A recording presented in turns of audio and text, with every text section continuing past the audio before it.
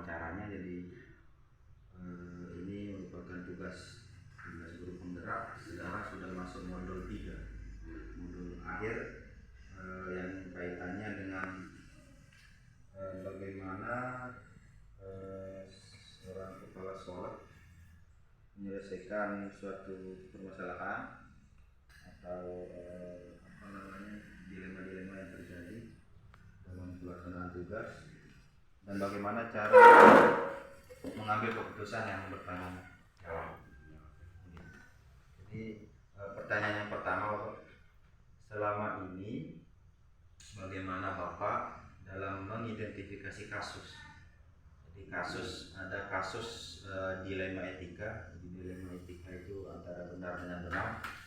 Kita harus memilih salah satu, atau bujukan moral.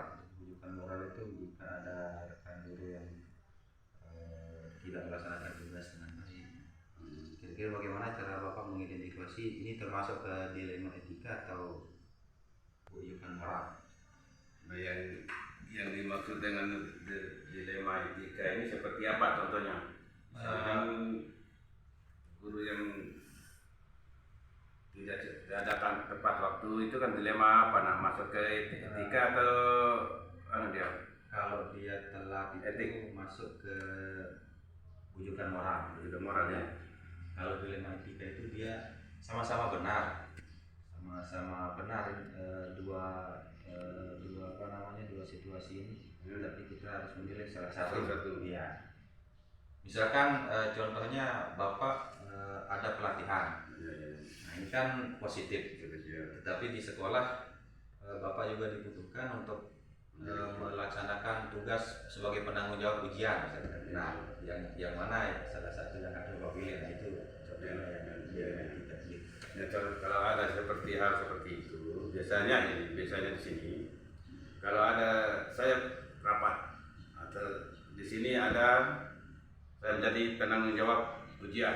Nah, karena di sekolah ini sudah kita buat tim, ya, tim atau apa istilahnya, penelitiannya, ujian.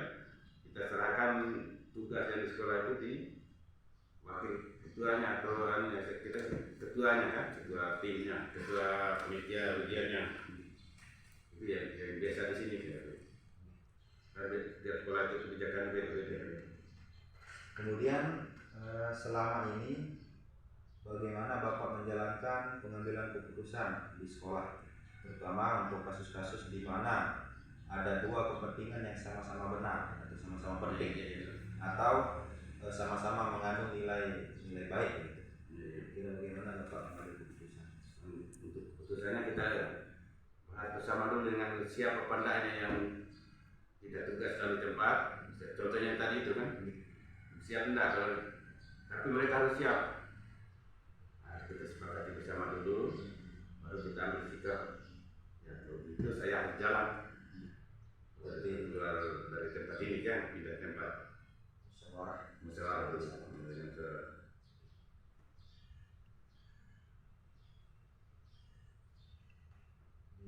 Pengambilan keputusan pada kasus-kasus dilema etika tadi sama-sama benar tadi. Iya. Itu atas kesepakatan saja. Setelah kita kembalikan ke pihak yang ditugaskan itu, baru kita ambil keputusan. Nah, kalau begitu ada kesepakatan seperti ini. Kesepakatan semuanya kegiatan di sekolah ya, saya ada kesepakatan bersama. Diputuskan bersama dengan warga sekolah. Berarti ketika Bapak dihadapkan dengan dua hal yang sama-sama baik, sama-sama penting, berarti Bapak analisis dulu kira-kira di satu situasi ini apakah bisa digantikan dengan orang lain. Ya. Nah, sebelum kita tentukan, kita tanyakan dulu dengan teman-teman. Baru nanti Bapak mandatkan tugas penting itu dan melaksanakan tugas penting yang itu ada. Berikutnya, apakah Bapak memiliki sebuah jadwal tertentu dalam sebuah penyelesaian kasus dilema etika tadi? Apakah ada penyelesaian di tempat? Apakah Bapak Bapak selesaikan langsung di tempat, atau memiliki sebuah jadwal, atau contohnya misalkan menunggu situasi, mencari situasi yang lain atau hari lain, atau langsung selesaikan di tempat. Ya. Kalau di sini selama ini kita selesai, kalau begitu ada dilema ya langsung kita diproses langsung ketok palu. Itulah kalau di sini. Berarti tidak menunggu tidak waktu, terjadwal. tidak terjadwal. Ada dilema seperti itu kita langsung Karena selesaikan. kita tunggu waktu, besok ada lagi. Iya, tidak pernah menunda. Kalau ada dilema seperti semacam yang tadi itu kan yang pertanyaan berikutnya, adakah seseorang atau faktor-faktor apa yang selama ini mempermudah atau membantu Bapak dalam mengambil keputusan? ya. Nah, yang untuk mengambil keputusan di sini di Faktoran yang memudahkan Bapak dalam mengambil keputusan. saya kira tidak bukan seseorang, semua kesepakatan mufakat itu semuanya ya semuanya memudahkan. Faktor kerjasama Ya. Kerjasama kerja tim itu yang membuat kita mudah ya. Kalau kita bertahan dengan pendapat saya sendiri misalnya tidak bisa berakhir ya. Harus kesepakatan aja. Karena kita juga semua punya ego masing-masing ya. Ego itu yang kita satukan sehingga jadi satu kesepakatan. Pertanyaan terakhir, dari semua hal yang telah tadi, pembelajaran apa yang dapat Bapak petik dari pengalaman Bapak dalam mengambil keputusan terkait dengan dilema etika? Ya, pembelajarannya cuman kita mendapat hikmahnya bersatu itu kan perlu kesepakatan. Ya. Kata kesepakatan kerjasama itu yang sangat perlu di dalam sebagai orang pemimpin.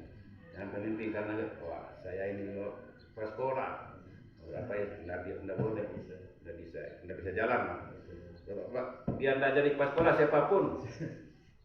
Kalau tanpa kesepakatan, tanpa tidak bisa akan baik hasilnya. Bisa sih kita putuskan, tapi hasilnya ya insya Allah tidak akan baik ya, tidak akan benar. Pastinya akan ada pertentangan kan? Oh iya, akan ada pertentangan. Ada yang tidak mendukung, Ya. setuju dengan keputusan yang kita ambil. Iya. Pastinya seperti itu sudah. Baik, jadi pembelajaran berarti di sini ya salah satunya faedah dari kebersamaan itu, kesepakatan itu adalah memudahkan segala sesuatu yang kita kerjakan. Itu yang pengalaman yang sudah saya rasakan ya. Karena kan sekolah ini kan bukan kita sebagai kepala sekolah yang jadi penggeraknya. Iya. Karena ada teman-teman lain juga. Iya betul. Terus sama-sama kerja. Sama-sama kerja ya. Kita hanya sebagai fasilitator ya. Fasilitator untuk melaksanakan kewajiban kita juga sekolah. Baik Bapak, itu saja wawancara yang bisa semoga ini bisa jadi pengalaman saya karena tentu nantinya yang juga tidak tahu jejak karir kedepannya. Tadi sudah ke Slewa, sekarang ketemu Bapak juga di sini. Ada perbedaan karakter sekolah dan kepala sekolah yang terkandung dan cara mengambil keputusan juga ada perbedaan. Ini yang kampung sebagai bekal itu bisa mengikuti jejak Bapak gitu. Demikian Bapak. Terima kasih atas waktunya. Assalamualaikum warahmatullahi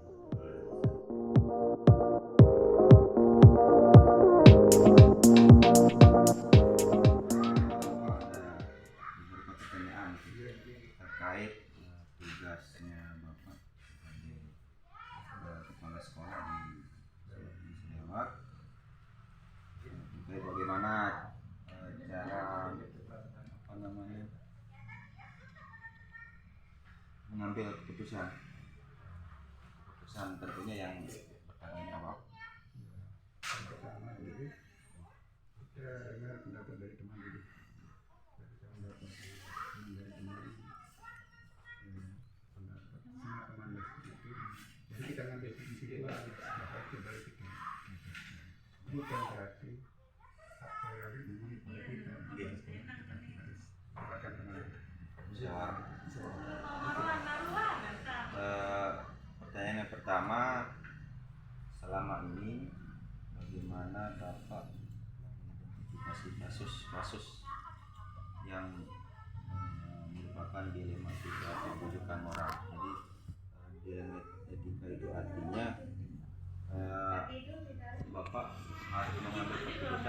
secara apa namanya,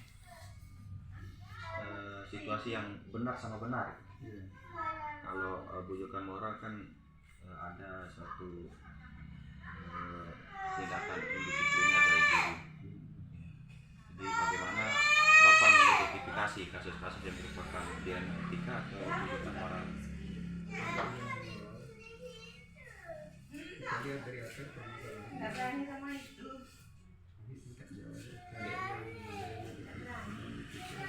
Kita harus lihat segi apa dia sehingga kita bisa memutuskan. Karena singkat kan bisa kita memutuskan sebelum kita tahu permasalahan. Seperti itu. Kemudian selama ini bagaimana Bapak menjalankan pengambilan keputusan di sekolah? Betul. Kasus di mana ada dua kepentingan yang sama-sama benar atau sama-sama mengandung nilai-nilai yang baik. Kita ngambil di Ingat, kalau kita mengambil di ada nilai-nilai yang kurang, menjelaskan pada teman itu tidak diambil. Supaya kesalahan juga baik, sebelum juga saya ada gitu.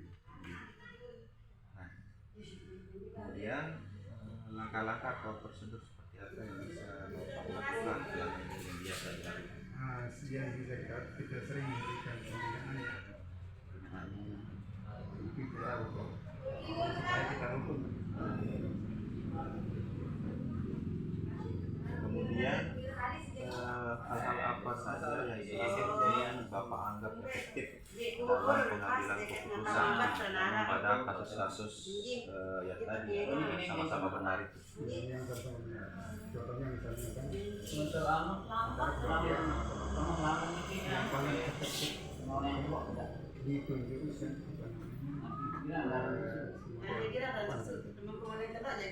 supaya dibuktikan oleh apa yang dilakukan setiap harinya. Ini kan efektifnya ya, supaya kenyataan dapat kepada kita di sekolah kita. Jadi role model teman-teman yang lain. Iya, betul. Kemudian apakah Bapak memiliki sebuah jadwal tertentu dalam sebuah penyelesaian kasus dilema etika? Apakah ada langsung menyelesaikan di tempat atau memiliki jadwal tertentu? Selalu kita selesaikan di tempat kalau masalah jadwal tidak pernah kita tambah. Tetapi kalau ini sering terjadi tapi di tempat sini kalau yang terjadwal seperti belum kita lakukan. Memang mungkin pernah kita lakukan tapi kejadiannya tidak seperti itu. Ketika secara tidak langsung kan seperti itu. Kemudian adakah seseorang atau faktor-faktor apa yang selama ini mempermudah membantu Bapak dalam pengambilan keputusan? Dalam pembelajaran karena kita mengambil seperti yang saya tadi yang pertama itu kita itu mendengar dari penjelasan baru kita itu cerna dulu. Baru kita bisa benar apa yang disampaikan oleh teman tadi. Kita harus kesimpulan bukan langsung sebenarnya kita minta saling pendapat Baru kita cerna, keputusan dan itu berjalan.